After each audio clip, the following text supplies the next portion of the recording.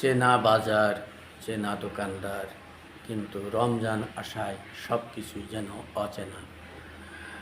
220 টাকা কেজি কাঁচামরিচ, শসা বিক্রি হচ্ছে 100 থেকে 160 টাকা। মুরগির দাম বেড়েছে, বেগুন লম্বাটা 120 থেকে 130 টাকা এবং গোল বেগুন 160 টাকা কেজি। ইফতারের নিত্য প্রয়োজনীয় যে দ্রব্যগুলো, সেই দ্রব্যগুলোর লাগামহীন আগুনে পুড়ছে মধ্যবিত্তের পরিবার। মানুষ যেন দিশেহারা, নাকাল হচ্ছে সাধারণ মানুষ। গণতান্ত্রিক সরকার আসায় মানুষ আশা করেছিল দ্রব্যমূল্যের লাগাম টেনে ধরবে, কিন্তু এখন পর্যন্ত এই রমজানে যে সমস্ত মুনাফালোভী ব্যবসায়ীরা তাদের লাগাম টেনে ধরতে পারেনি বিএনপি সরকার।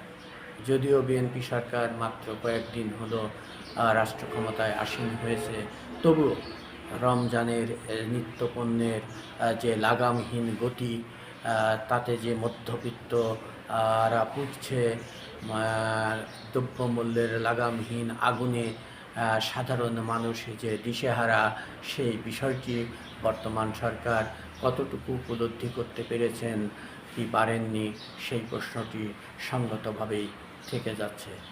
বাজার তদারকি নেই, ব্যবসায়ীরা মুনাফার লোভে 1 টাকার জিনিস 10 টাকা বিক্রি করছে, কিন্তু দেখার কেউ নেই। বাজারের এই লাগামহীন গতি, বাজারের এই লাগামহীন আগুন, বাজারের ব্যবসায়ীদের লাগামহীন দৌরাত্ম্যে সাধারণ মানুষ নাকাল হচ্ছে, নাজেহাল হচ্ছে, তাদের পকেটের পয়সা ফুরিয়ে যাচ্ছে, কিন্তু ইফতারি টেবিলে তারা একটু বেগুনি পাচ্ছে না, 1 গ্লাস লেবুর শরবত পাচ্ছে না। এই হচ্ছে বাংলাদেশের বাজারের বাস্তব চিত্র। বিশেষ করে যারা নিম্নবিত্ত এবং মধ্যবিত্ত, তাদের ইফতারি থেকে অনেক কিছুই এবার বাদ দিতে হচ্ছে, কারণ বাস্তবতার সাথে, আয়ের সাথে বাজারের যে অসামঞ্জস্যতা, সেটা কোনোভাবেই কুলিয়ে উঠতে পারছে না নিম্নবিত্ত এবং মধ্যবিত্তরা। উচ্চবিত্তদের হয়তো কোনো সমস্যা হচ্ছে না, কিন্তু যারা নিম্ন আয়ের মানুষ, মধ্যবিত্ত, দিন আনে দিন খায়, তারা নাকাল হচ্ছে, তারা নাজেহাল হচ্ছে বাজারের এই মুনাফালোভী ব্যবসায়ীদের দৌরাত্ম্যের কারণে।